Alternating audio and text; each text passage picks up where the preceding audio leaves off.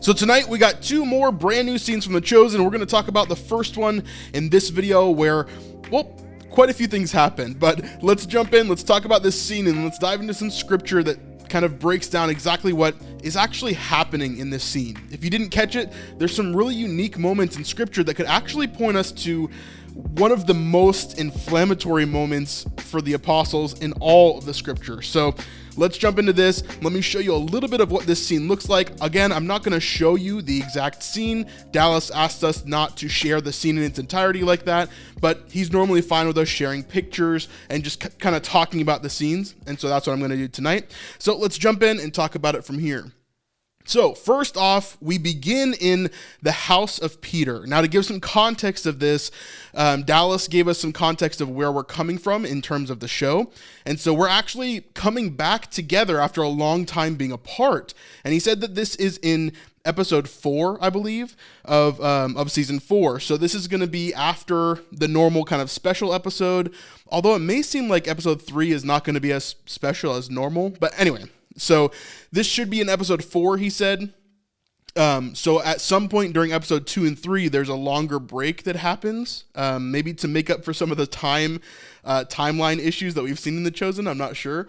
But here we are in episode 4. Everybody's gathering back together. They're getting back together to have a meal and just kind of hang out. And everybody's kind of just chilling. They're in Peter's home, and Eden's here hosting everything. We actually see Simon the Zealot cooking with her, which is really funny as well. But we begin the scene right here with most of the apostles and Jesus sitting at the table, just kind of munching, chilling, waiting for dinner to be served, essentially. So we begin here.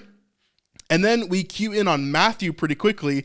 Everybody's eating fruit, different types of fruit, apples, and different things that they have there. But he picks up a pomegranate and realizes pretty quickly that he can't bite into it. And so he ends up asking the rest of the table, well, he asks Philip next to him if he can help him to basically eat this pomegranate. He doesn't know how. And so this is really interesting. This is our first scene with Philip. I'd love to hear your thoughts if you saw the scene, what you thought of Philip's acting. I thought Reza Diaco did a great job. I think his voice is going to be a little bit interesting to get used to because he has such a deeper voice than Yoshi did previously. And so it's going to be interesting to get used to that new version of Philip. But I think the scene that we saw him in was actually really, really good. I'm hoping to see more and more of these scenes with him to kind of get a better feel of this new Philip, because I think it is going to be a slightly different character overall. But anyway, Philip goes into how you open a pomegranate. He starts to cut off the top of it and then starts to describe how you normally would eat a pomegranate. Now, this starts discussion around the rest of the table because they're like, well, that's not how I eat a pomegranate. That's not how this is done. And they kind of start arguing like the apostles always do. Also, I wanted to cut in here and say that Andrew actually calls Simon Peter right here in this moment of the scene. So this shows us that the name change has actually already taken place by the time that this scene takes place in the show for season 4. That means that Caesarea Philippi probably happens in episode 2 or 3. So yeah, that kind of gives us some more information right there. Now this leads to Jesus kind of getting annoyed a little bit. You can kind of see that he's like, okay, this again. And he looks over at Eden and she gives him a look back. This is one of my favorite moments of the scene. Of course, that relationship there, we were kind of worried that Eden would hold some resentment or something else because she really hasn't had a discussion with Jesus. So I wonder if that will happen at some point during the season before this episode. But we're seeing as Jesus looks back at her and she gives an acknowledging look of like, yeah, they're at it again. Here we go again. And then Jesus ends up getting up and leaving the room. So you can see the rest of them are there still arguing. Simon the Zealot is with Eden over there as she is finishing up preparing dinner and making sure everything's good. As Jesus walks outside, he sees little James and Thaddeus sitting, and they're preparing some lemon, and I think what they said is dill. I couldn't quite hear. I've got to go back and listen to that again. But they're preparing some ingredients for the dinner. And so the two of them are sitting there just kind of chilling. And this is a really interesting scene. Now, we saw this in the behind the scenes months ago when they actually filmed this scene. And we know that this is actually going to be like an intimate moment, right? It's supposed to be between these three, Jesus, little James, and Thaddeus. And the reason for this is because, remember, in The Chosen, this isn't actually a biblical point. It's actually not very biblical at all. that they would be the first disciples, but in the chosen, they are the first disciples that Jesus actually brought with him. And so we see as Thaddeus and little James sit with him and they begin to have a discussion. And so they start talking about the good old days, right? When it was just the three of them traveling together, working on things, and basically starting this journey. And so at the very beginning of Jesus' ministry, right, it was the three of them, but we never saw any of that beforehand. We never really saw just the three of them traveling together. However, they're kind of wanting that simpler time back a little bit. And Jesus is kind of reminiscing, and they're all talking about it. And little James says, we can't stay in Capernaum forever. And then Jesus says, he says, where will we go? And so this starts another conversation, because Jesus is, obviously, he knows exactly what's happening here. He knows what they're thinking about. But obviously, before this point in the episodes of season 4, we're going to see Jesus begin to speak about his death and what's going to be coming in the future of his ministry. And so little James and Thaddeus are beginning to worry. Much like the rest of the apostles will at some point, a lot of them don't really understand what Jesus is saying, right? When he says that he's going to leave, or there's going to be a time when he's not here, a lot of them don't fully understand. And even in scripture, we see that there's this like, they don't really get what Jesus's mission really is, you know? And so little James begins to tell him what the issue is, but then he gets really choked up and he can't finish. And so Thaddeus says, don't worry, I'll do it. I'll tell him. And so Thaddeus begins to go into it and begins to talk about how he's been, discussing how there's going to be a time after he's gone and all these different things are going to happen.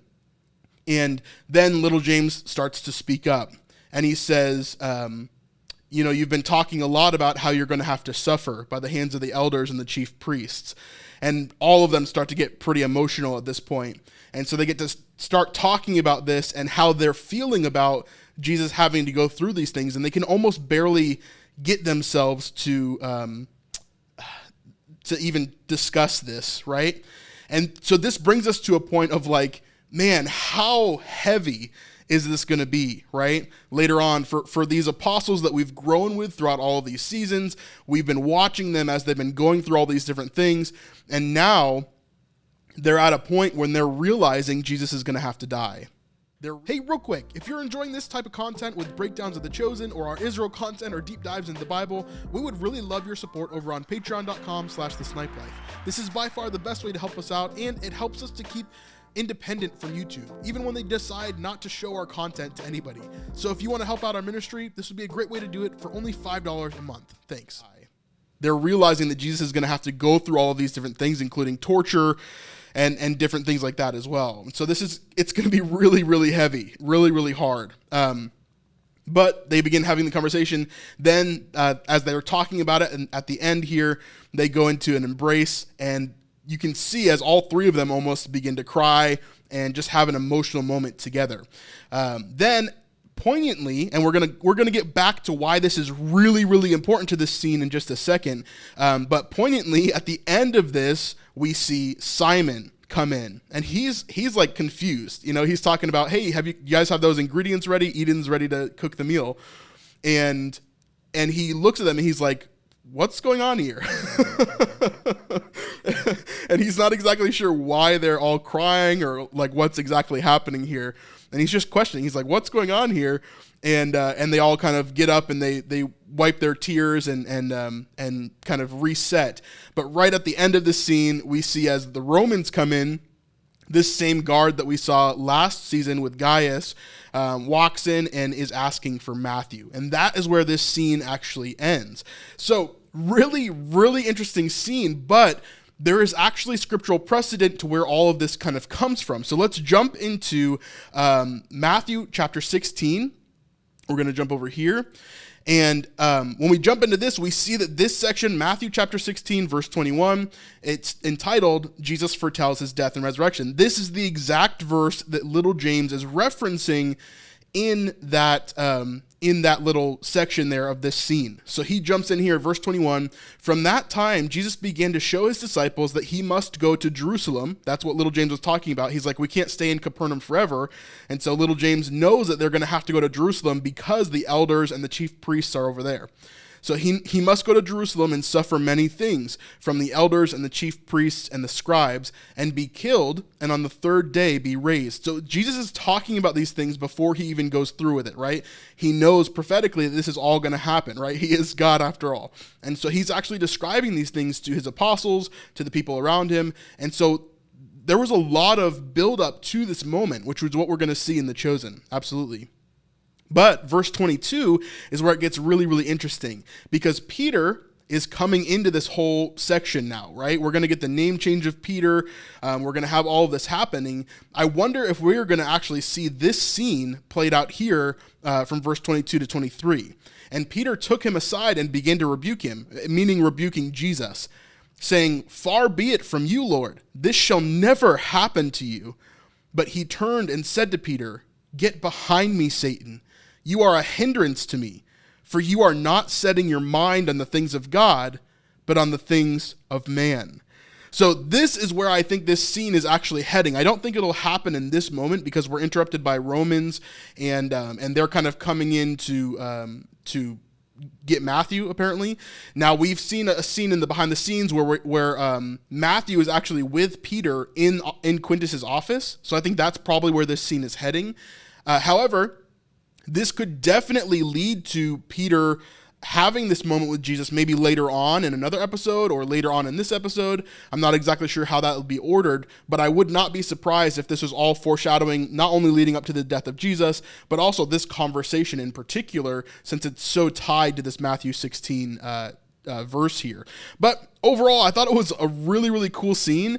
Just some really cool stuff where we're seeing, these relationships get fleshed out over and over. And this is why The Chosen is going to be one of the most impactful shows in Christian history, right?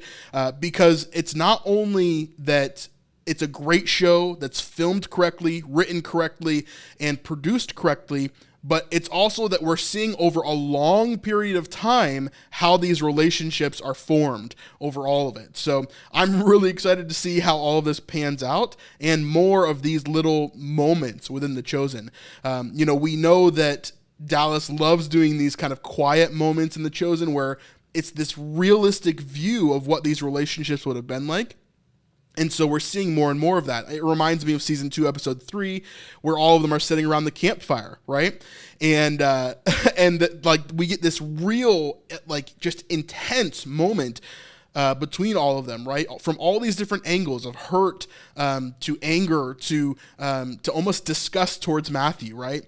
And now we're getting another one of those of just intense emotion of little James and Thaddeus really struggling, trying to get through this whole section of you're gonna do what? You have to go where and do what?